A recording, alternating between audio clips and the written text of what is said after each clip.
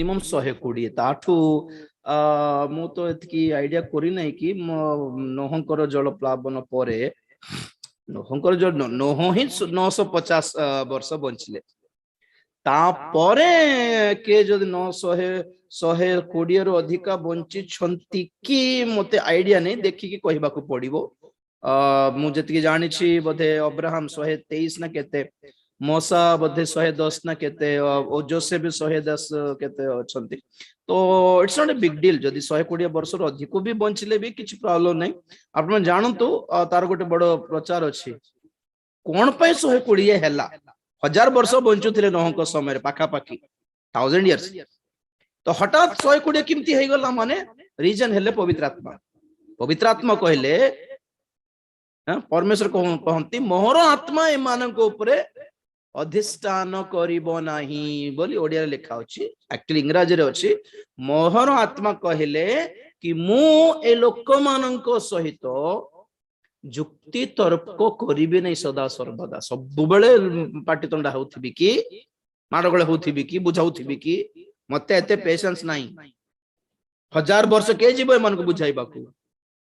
तो परमेश्वर कहले कोन करबा हेले एमानकर परमय कमे देबा केते करले भलो तुमे को पवित्र आत्मा। तो पवित्र आत्मा डिसीजन ले 120 वर्ष सुजोग देबा मान ए भितर कथा हेबी 120 वर्ष जाय कथा हेबे सुनिबे नै जदी तो से मन बंचेबार दरकार नहीं आउ जल प्लावन विनाश। ओके तो लोक माने जो माने प्रभु को लोक मान को टेंशन नहीं प्रभु को जदी पाई जाई छंती माने से मान को परमायु 120 कोन अधिक भी हेले भी चिंता नहीं। ओके जेउ माने प्रभु को पाई नाहंती से माने एबे जे जदी बंचु छंती माने तार अर्थ कोन माने पवित्र आत्मा एबे जे से माने कथा हेबा को ट्राई करू छंती बोली अर्थ एबे हेला परिवर्तन हे जा मरि गलो रक्षा मु भी करि परिबे नै के भी करि परिबे नै। पृथ्वी भितरे पाताल थिला पातालर साइड रे ही पारदीस भी थिला। प्रभु यीशु ख्रीष्ट क्रूसार्पित हेबा को पूर्वरु पुरातन नियमर साधु संत माने अर्थात आदम ठर आरंभ करी कि नोह होंतु कि जोसेफ होंतु अब्राहम होंतु ए माने समस्ते केवल छेली मेंढार बलि द्वारा टिके माने कौन करबे टेम्पोररी पर्पस पाई एक अस्थायी कालन पाई से माने पाताल को पाताल रो रखित है कि पातालर साइड रे गोटे जागा रे थिले माने ताहा ही धनी लोकटा देखिला नरकरू उच्च दृष्टि करी देखिला अब्राहम देखा जाउछंती कहले अब्राहम लाजर को पठाई देउ नांती पानी पिठांती बोली। तो अब्राहम कहले कि आम दुई जन को भितरे महाव्यवधान अछि द ग्रेट गल्फ अति गभीर गोटे पाताल कुंड टाइप रो गोटे अछि पुनी सेठी जहां आशा हेई हेबने देखा देखी हेबो। तो ए अब्राहम ए माने समस्ते सेठी भलो स्थान रे अछंती किंतु पातालर साइड रे अछि ता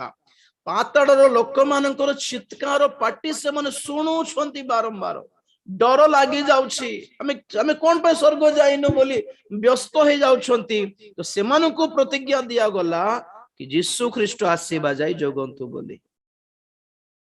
तो यीशु ख्रीष्ट क्रूसार्पित हल्ला परे पृथ्वीर निचस्थ स्थान को गले बोल जहा पढिलो एफएससी रे से जाई एही अब्राहम समस्त थिबा लोक मानक ऊपर आपना रक्त छिंचिला परे सेमानकु धरे की स्वर्गीय पारदेश को नहीं के रखिले। तो एठी क्वेश्चन पचार छंती कि सामुएल पुस्तक रे गोटे गुणी स्त्री पाख को साउल जाई कि सामुएल से तो कथा हबार अछि बोली मागिले पड़ी सामुएल मरि जायतिले सेते बेल को।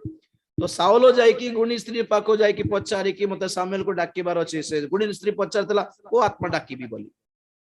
तो साउल कहले मते सामुएल से कथा हबार अछि मु युद्ध को जीबी नै बोली मते के भी कहू नांती मते दर्शन भी प्रभु देउ नांती तेन कर कहा को पचार थांती सामुएल रो आत्मा को डाको बोली गुणी पाखो देखो।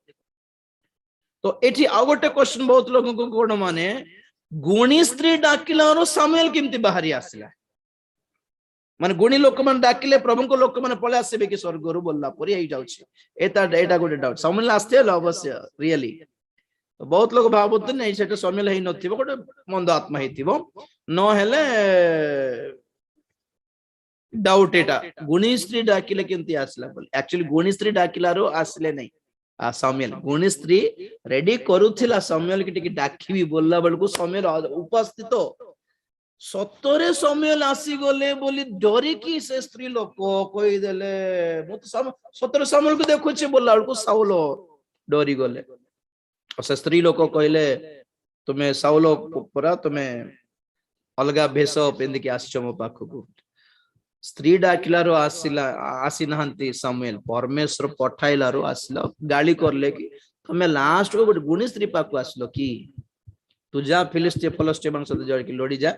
मरिबो आजी बोली कहि देले सामुएल तो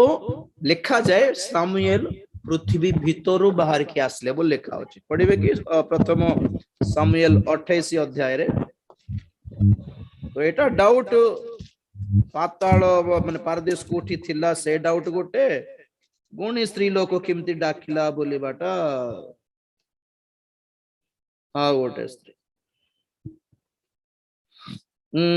28 अध्याय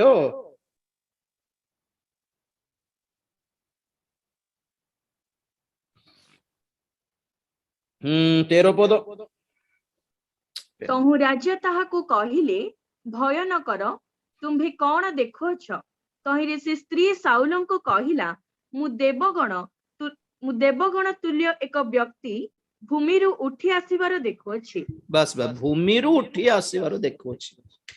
स्त्री डाकिलार आसिले कि ना ना देखो सेटा भी पढ़ी दियो बेटा पूरे 11 पदरु